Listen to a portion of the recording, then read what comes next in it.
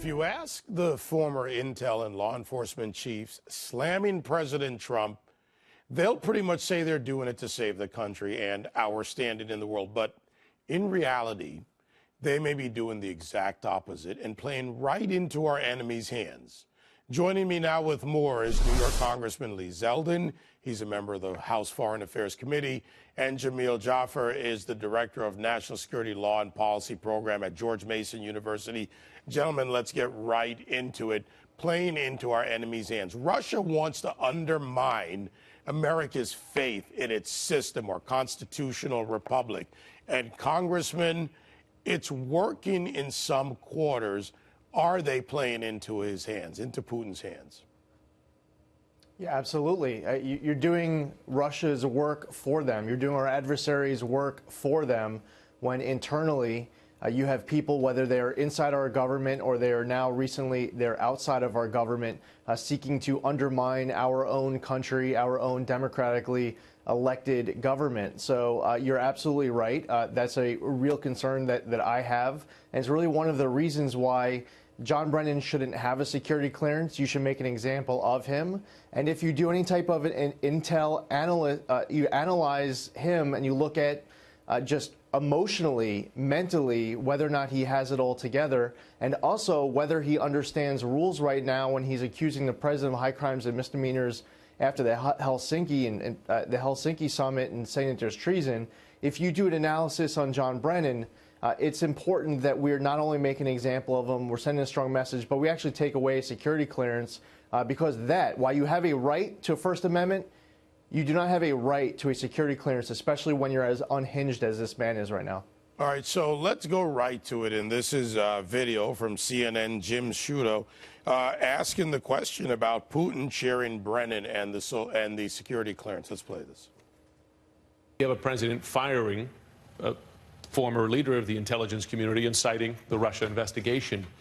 Does Putin cheer this kind of thing? Of course he does. It's just more chaos, more kind of dismantling of the U.S. system, of the transatlantic alliance. At this point, the kind of sanctions doesn't matter. It's all about shaking up our system, taking it down a notch instead of bringing Russia up. All right, Jamil, your reaction to that? Well, look, David, the problem here is that this is a problem of the president's own creation. He didn't need to strip Brennan of his security clearance. Brennan was doing a good enough job on his own, making himself look partisan. The president has now continued this conversation, made the narrative worse, got in the way of his own message about tax cuts, regulatory reform, conservative judges. The president is creating this problem for himself. He doesn't need to do this. He needs to stay on message and not worry about John Brennan. John Brennan was doing a good enough job on his own, making himself irrelevant. All right, so Lee, there's been some critique about the method in which this played out, that the president, according to some, could have just done it, let it happen, not give John Brennan even a bigger megaphone. But the president said he's elevated him. What do you say? Well, first off, I don't think John Brennan should have gotten a security clearance in the first place. I mean, this is a man who admitted to voting Communist Party for President of the United States. And now fast forward to currently, he's seeking to monetize his position as former CIA director. And as I mentioned earlier, he has become unhinged. For the President of the United States to make an example of him, he's sending a strong message to others that there are rules, that you do have a right to your First Amendment, freedom of speech. You do not have a right to a security clearance. And you also need to follow the rules of the United States government. You can't set your own rules of what's right and wrong, because one of the biggest threats, if not the biggest threat that we have seen historically as far as access to classified information, is when you have an individual gone rogue who is setting their own rules and deciding that their own moral compass is one that supersedes and overcomes any type of guidance that the government puts out on John Brennan and anyone like him. So I think it's important to very publicly make an example that this conduct by this man right now is it's exactly what disqualifies you and will result in losing your security clearance. I think it's great that he's making a public example of this man. All right, Jamil, the public example, how does this play out in the political world? The intel chiefs, their letters, will this last? Will it have any effect as you see it?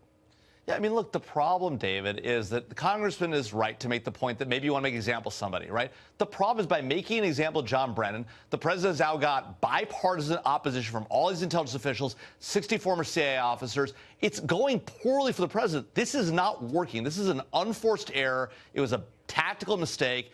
could have strategic consequences. The president's got to get out of his own way and stay on message and not worry about the Russia investigation, not worry about Bob Mueller. That investigation is going to happen. The president should focus on his own message and focus on that. And listen to his aides who are telling him, by the way, stop doing this stuff. This is not good business. All right, gentlemen, thank you very much.